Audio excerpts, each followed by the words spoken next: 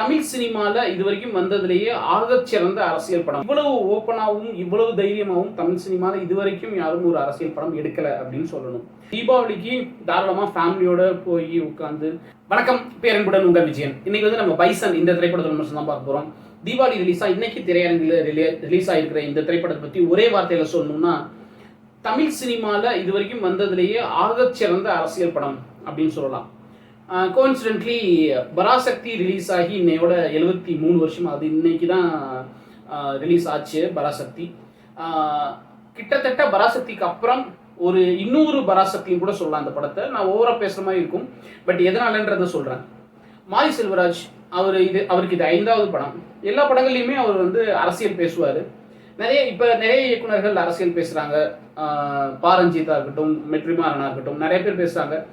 அதில் இவ்வளவு ஓப்பனாக இவ்வளவு உடச்சி நெத்திப்பொட்டில் அடித்த மாதிரி இவ்வளவு நேரடியான பெயர்கள் சொல்லி நேரடியான அந்த உருவங்கள்லாம் காமிச்சு நேரடியான புகைப்படங்கள்லாம் காமிச்சு நேரடியான கொடிகள்லாம் காமிச்சு இவ்வளவு ஓப்பனாகவும் இவ்வளவு தைரியமாகவும் தமிழ் சினிமாவில் இது வரைக்கும் யாரும் ஒரு அரசியல் படம் எடுக்கலை அப்படின்னு சொல்லணும்.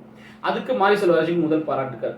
அதுக்கப்புறம் ஒரு அரசியல் படத்தை எப்படி கமர்ஷியல் படமாக ஆக்கலாம் அப்படிங்கிறதுக்கு இந்த படம் வந்து ஒரு சிறந்த பாடமாக இருக்கும்.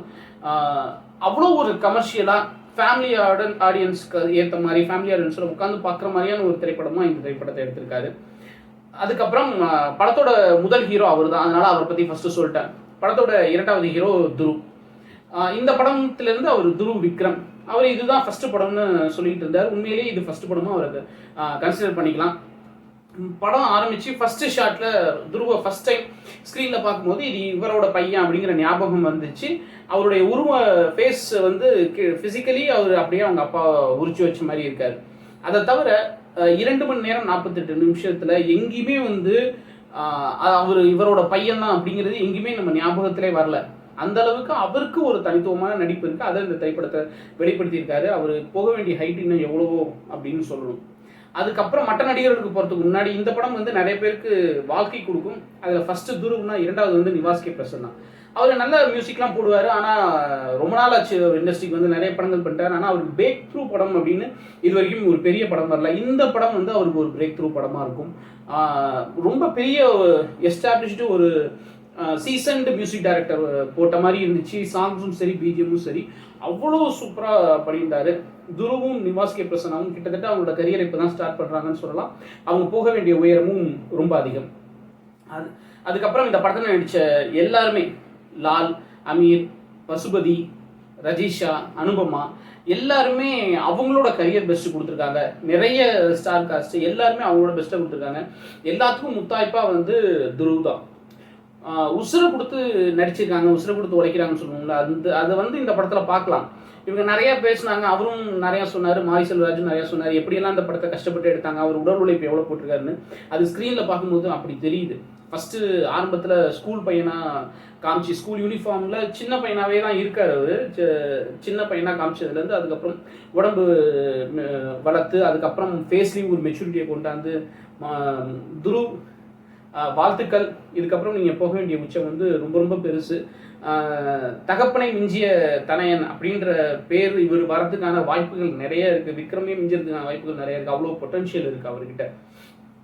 இன்னைக்கு வரைக்கும் தென் மாவட்டங்களில் புகஞ்சிக்கிட்டு இருக்கிற ஒரு பிரச்சனை, ஒரு பகை, அதை வந்து இவ்வளவு 93ல் மேஜராக காமிக்கிறாங்க. அது 90-91 ஆரம்பித்து 93 வரைக்கும் உள்ள காலகட்டத்தில் தான் இந்த கதை நடக்குது.